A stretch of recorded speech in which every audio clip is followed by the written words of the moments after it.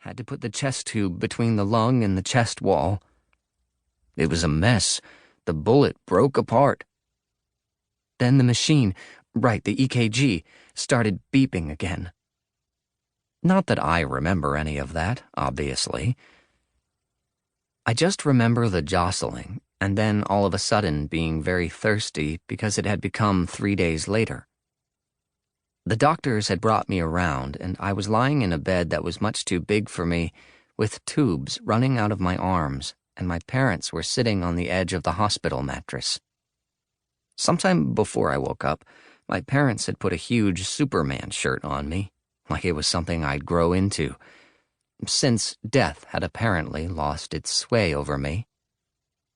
I don't know if I dreamt it, and I never asked, but I seem to remember my mom twirling my hair through her fingers before I woke up.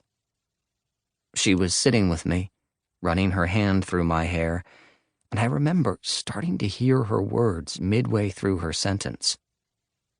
Thought that all the beams that held me up inside were going to freeze and fall apart if you didn't wake up, sweetie. I blinked, and they were all standing around my bed. My father looked like someone who'd been told that his son had been shot in the chest and had spent the whole night picking out which clothes to bury his kid in. My mother looked more like a person who'd come back from the dead than I probably did. Like she kept disappearing, if only just inside herself and only until she snapped back to the raw and focused world. They were holding hands, which was something I hadn't seen them do since Dad had moved out the year before. When Charlie came to visit the next day, he brought me his Nintendo DS to christen this new, post-trauma version of us. It was the first time I saw the unstoppable look in his eyes. There had been lessons on both sides of that barrel. One that said, "You can put a bullet through my heart and I will rise again." And one that said, "I can pull the trigger and it will not keep you down." Like so many evenings for high school juniors that begin with the perfect storm of boredom, teenage hormones, and a wild abundance of free time, this one began with the disposal of a body. We barreled down the empty main drag in town, spiraling up tails of December snow in our wake. "Shit, Moses, go! Go, go, go, go, go!" "Stop yelling!" I yelled. "Freddy's fucking dying on us. He's gonna fucking die," I said, more to myself than to Charlie. "Don't you fucking doubt, Freddy!" I risked a look over my shoulder to see if we were being followed.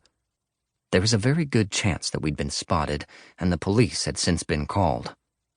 But in the frantic sideways glance over my shoulder, I didn't yet see flashing sirens. I saw the large human-shaped pile under the blanket in the back seat that was banging back and forth with each unsteady turn we made.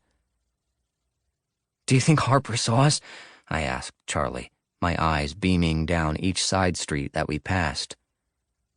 We were headed for the unincorporated patch of woods at the edge of town, the closest thing to no man's land that stood between our sleepy little town of Guthrie and the much more awake Greenfield, which paled wildly next to Chicago, just 7 miles north of that town line.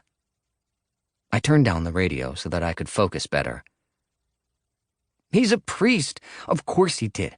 Guy has the eyes of God." "Minister," I said, still half looking at the rearview mirror. "What?" "Harper's a minister, not a priest." I cut the wheel left, hard, sending the car fishtailing around the corner, bouncing the wheels off the snowdrift and making the ABS whir. "He's a minister of a Protestant church." Charlie grunted and twisted in his seat, checking behind us. A hand fell out from beneath the blanket in the back, pointing toward our destination. Pins, the bowling alley that was only a mile away. Still only a mile away. Regardless of his official title. Then, red and blue flashing lights erupted into the dark night behind us, maybe 2 blocks away, because of course we had been seen. "Cops!